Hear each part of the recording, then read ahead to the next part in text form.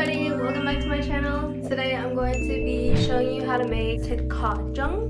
In translation, that would be caramelized pork and eggs. I do want to point out that for this video I will be using pork belly. Now traditionally, a lot of Vietnamese families they use pork shoulder. For me, I prefer cooking this with pork belly, but when I grew up, my family did use pork shoulder. Pork belly is just very expensive. People would say that 70% of the meat is all fat, but that's where the flavor comes from. If you wanted to save some money, cut back, or you want to eat a little more healthier, I would definitely recommend the pork loin. Now, I do want to point out that I am going to be cooking for 2 people only. For this recipe, I'm only going to be using 6 eggs. This is all I'm going to be using. This is our pork belly.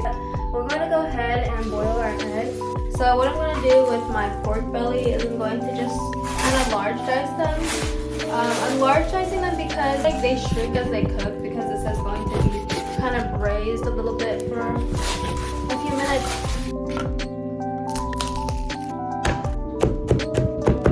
I am going to use raw cane sugar. So what I'm going to do is I'm going to add about a tablespoon. Add my garlic clove. Next, I'm going to use my superior dark soy sauce that you can get at your local Asian market.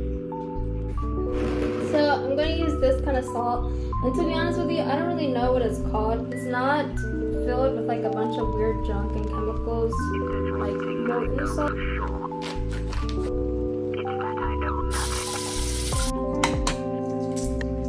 My pan is on medium.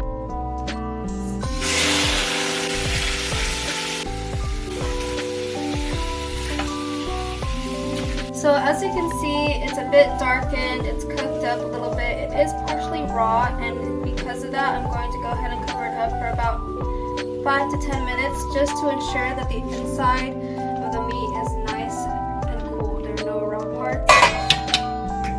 So this is going to be our meat after 10 minutes of cooking. As you can see, it's just cooking. So what I'm going to do is I'm going to add the eggs. Oh, excuse me, and then I'm going to go ahead and try to get the flavor around it.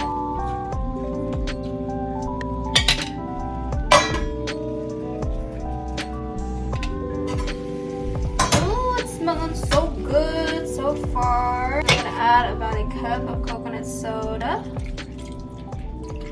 and then cover it again for another 10 minutes. So I'm going to go ahead and add some salt, some black pepper. So while this is cooking, I'm going to go ahead and finish it off with some cilantro. Usually I would add a little bit of green onion, but I'm all out. And honestly, I feel like cilantro just gives it like that freshness. It just gives that herby, fresh sense to the dish. And I'm just going to cook that down, put the heat back on to low, and it should be ready to eat.